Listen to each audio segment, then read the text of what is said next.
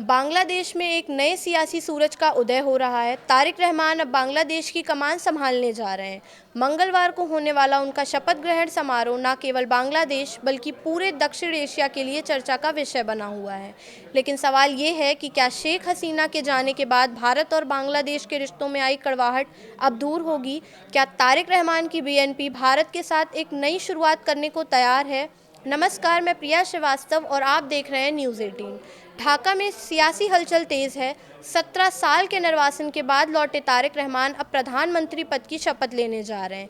ये बदलाव ऐसे समय पे हो रहा है जब शेख हसीना की सरकार गिरने के बाद भारत बांग्लादेश संबंधों में तनाव साफ दिखा। भारत ने शेख हसीना को शरण दी। बांग्लादेश की अंतरिम सरकार, जिसका नेतृत्व मोहम्मद यूनिस कर रहे थे, उन्होंने बार बार उनके प्रत्यर्पण की मांग उठाई, जिसके बाद भारत ने आधिकारिक तौर पर कोई प्रतिक्रिया नहीं दी और यहीं से रिश्तों में तल्खी बढ़ी।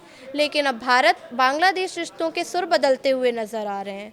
बीएनपी के महासचिव मिर्ज़ा फ़खरुल इस्लाम आलमगीर ने साफ कहा कि अगर शेख हसीना को भारत बांग्लादेश के हवाले नहीं भी करता है, तब भी व्यापार, वाणिज्य और राजनीतिक रिश्ते आगे बढ़ेंगे। यानी संदेश साफ है, मतभेद हो सकते हैं मगर रिश्ते नहीं टूटेंगे।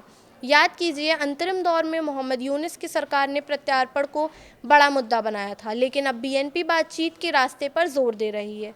तारिक रहमान की जीत पर नरेंद्र मोदी ने उन्हें फ़ोन कर बधाई दी। भारत ने साफ संदेश दिया कि हम लोकतांत्रिक, प्रगतिशील और समावेशी बांग्लादेश के साथ खड़े हैं। हालांकि शपथ ग्रहण समारोह में पीएम मोदी की जगह ओम बिरला शामिल होंगे, जो एक महत्वपूर्ण कूटनीतिक संकेत माना जा रहा है। आलमगीर ने यह भी कहा कि अगले साल से पहले गंगा जल संधि के नवीनीकरण के तहत फरक्का के पानी का मुद्दा उठेगा। फिर सीमा पर होने वाली हत्याओं का मुद्दा है और हमें इन सब पर बातचीत करनी होगी। हम भारत से युद्ध नहीं कर सकते, हमें बातचीत करनी होगी।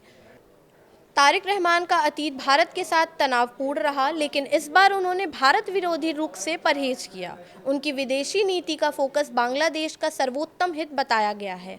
अब सवाल ये है कि क्या ढाका और दिल्ली नई शुरुआत करेंगे या फिर प्रत्यर्पण का मुद्दा बार बार रिश्तों की परीक्षा लेगा? तो क्या दक्षिण एशिया में कूटनीति का नया दौर शुरू होने जा रहा है या फिर पुराने विवाद फिर से उभरेंगे? निगाहें ढाका और दिल्ली दोनों पर टिकी हुई हैं। फिलहाल इस वीडियो में इतना ही। ऐसे ही और वीडियोस के लिए देखते रहिए न्यूज़ 18।